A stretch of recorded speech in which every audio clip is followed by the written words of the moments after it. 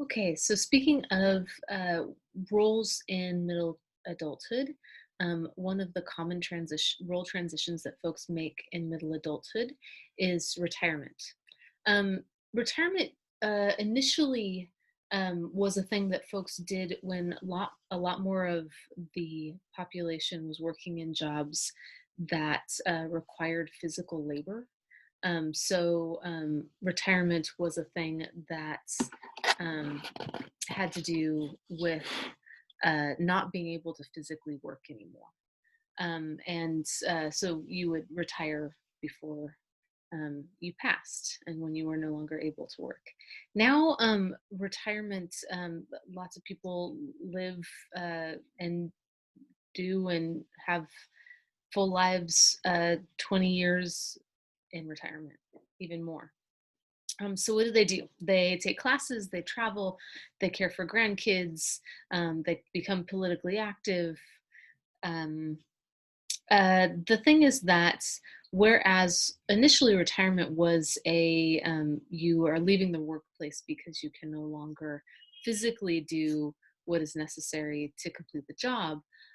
Now it's less of an all or nothing kind of a exit from the workplace. So there's lots of different ways that people move from working full time to retirement. Lots of folks struggle with the idea of retirement, particularly in Western societies. We often have a lot of our identity and our sense of worth tr- tied to work and the work that we do. So retirement requires refocusing and reimagining what we're going to do with our lives and who we are.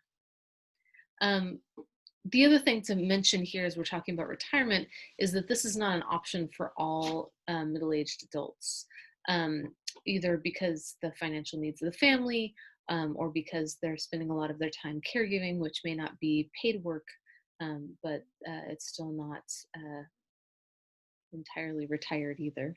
Um, the other part of this is that adults who continue to work into old age, past middle adulthood, may face work-based or age-based discrimination at work. Okay, so I said that a lot of people have kind of gradual or not all or nothing kinds of exits from the workplace. What do we see in terms of these non-standard exits from the workforce? The first would be shunning retirement entirely. So this is most common amongst highly educated or highly trained folks who tend to work longer into their old age than others. Um, this is also common in folks who, because of socioeconomic status, cannot afford not to work. Some people return to the workforce in the same job or in the same career. Other people, we see a gradual retirement, so moving from full-time to part-time in some different kind of job or a different company. We also see a lot of folks that move into a volunteer capacity. So starting to do more volunteer work once they're retired from their primary career. And then lastly, phased retirement, and that would be retirement from the same career, the same company, but just doing less work less of the time.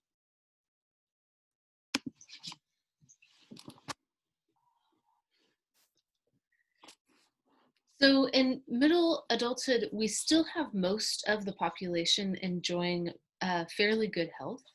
Um, the thing in middle adulthood is we start to become acquainted with the long-term and chronic conditions that may become problems in older age. But still in middle adulthood, only about 16% of the population experiences disabling health issues.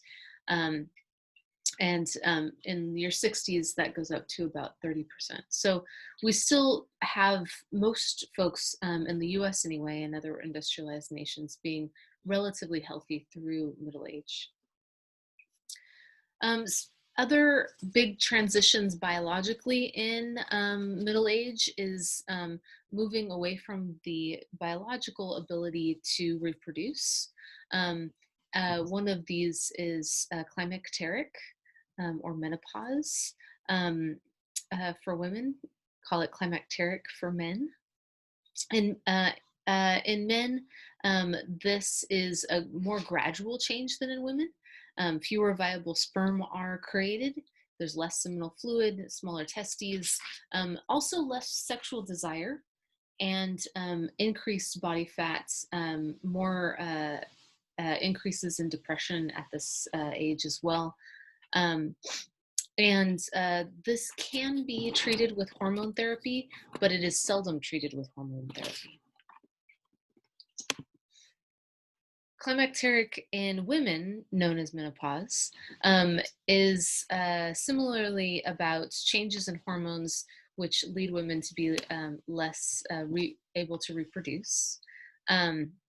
There are fewer, less frequent menstrual periods, lower estrogen levels, less tissue in genitals and breasts, hot flashes, and there's also reports of depression. Some of the depression for both men and women may be related to some of these changes in behaviors, right? Lowered sex drive, um, hot flashes often wake people up in the middle of the night. So disturbances to sleep can definitely lead to, over time, to depression. Postmenopausal women, however, often report being happier and feeling sexually more free than before menopause, as sex does not, you don't have to worry about the risk of pregnancy. Unlike in men, climacteric in women is often treated with hormone replacement. And so, as I said before, menopause is a part of middle adulthood. That some women sometimes experience as a relief. This may be a fulfilling part of your life. The other thing to note for working with couples or considering how this may affect long-term partnerships is that sexual responses change with climacteric. Sexual activity in general becomes less frequent as we age through middle adulthood.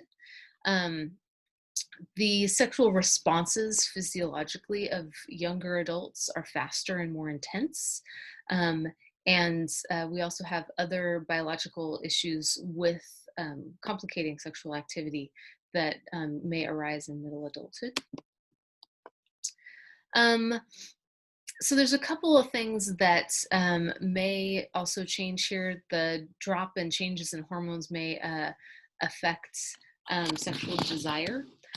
However, in younger adulthood, there's so much stress with career and parenting, other pressures on time, that younger adults may have less sex than early middle adulthood.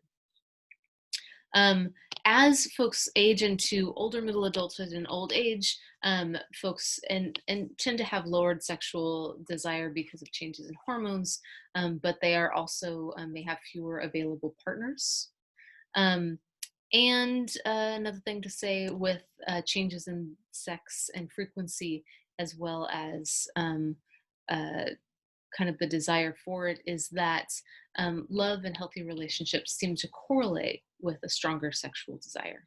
So if you're in a supportive relationship where you're working through these changes in both partners, all partners desire, that makes for more sexual desire in general. Okay, so changing to our last topic here, looking at cognitive differences in middle adulthood. This is when we talk about post-formal thought. So this is a new take on Piaget's formal operations. If you guys remember formal operations for Piaget, we talked about that in adolescence, and that was a kind of mental operation where all of the possible combinations of solutions were systematically analyzed, right? So in post-formal thought, we start to get a bit more pragmatic.